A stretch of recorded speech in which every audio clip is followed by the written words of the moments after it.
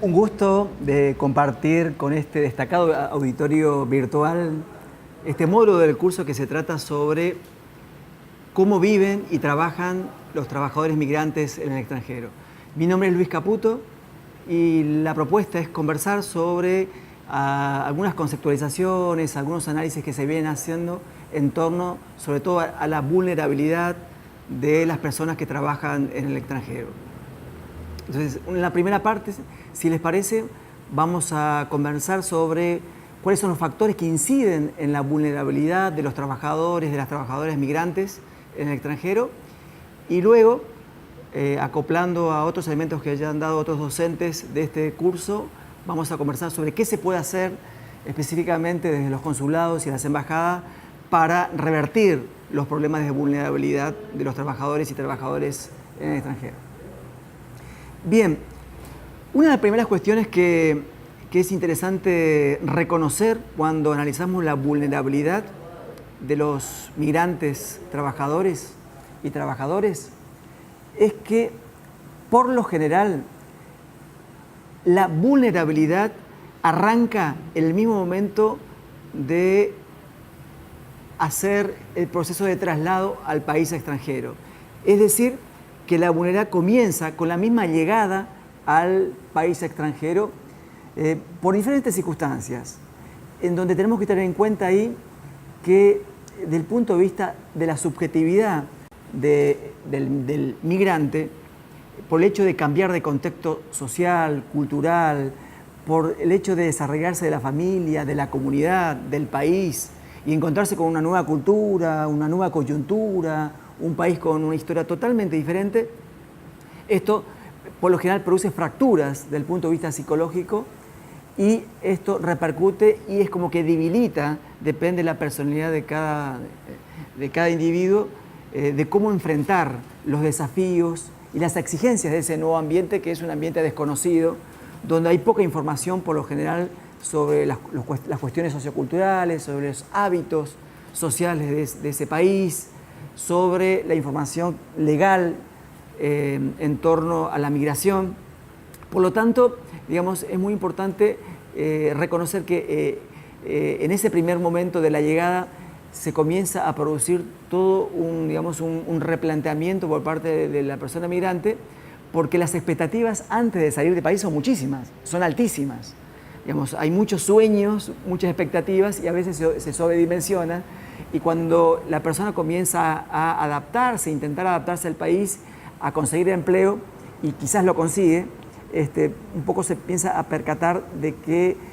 aquello que soñaba, aquellas condiciones de vida y sobre todo el trato de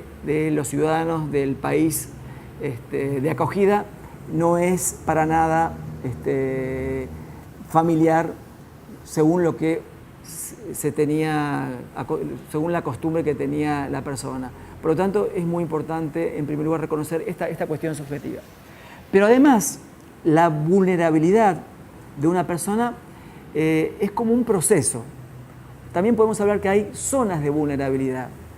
y depende de varias circunstancias. Es decir, hay personas que logran una alta cohesión en el país de destino, es decir, una alta integración, y hay personas que lamentablemente están totalmente excluidas. Digamos, en estos dos puntos del extremo de la línea hay varias zonas de vulnerabilidad. ¿Y de qué depende la situación en la que se ubica la persona migrante? De varios factores, de una multiplicidad de factores. En un primer esquema mostramos que hay tres elementos fundamentales. Un primer elemento, obviamente, es la condición de empleo. Si está empleado, si está desempleado, y si está empleado, qué tipo de condiciones de empleo tiene la persona migrante. Por lo general, gran parte de los migrantes lamentablemente se insertan en el mercado informal, tienen salarios muy bajos a diferencia de los nacionales, tienen condiciones laborales precarias, tienen muchas exigencias de trabajo, por lo general no tienen seguro social, hay mucho abuso y explotación laboral por parte de los patrones, hay una serie de condiciones laborales que obviamente los pone en una situación de discriminación y de vulnerabilidad y de abuso y de explotación laboral por parte de los patrones. Entonces, la calidad de vida del ciudadano, de la ciudadana en el país extranjero va a depender mucho de la calidad del empleo, la calidad del empleo. Otra dimensión muy importante, como sabemos, es la disponibilidad de la documentación que se exige en el país extranjero. Dependiendo si el migrante o la migrante posee los papeles en regla, los papeles legales exigidos por el país de destino,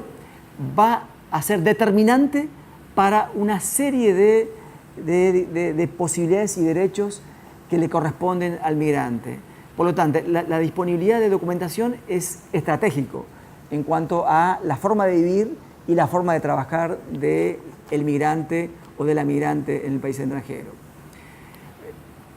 Y un tercer soporte muy relevante para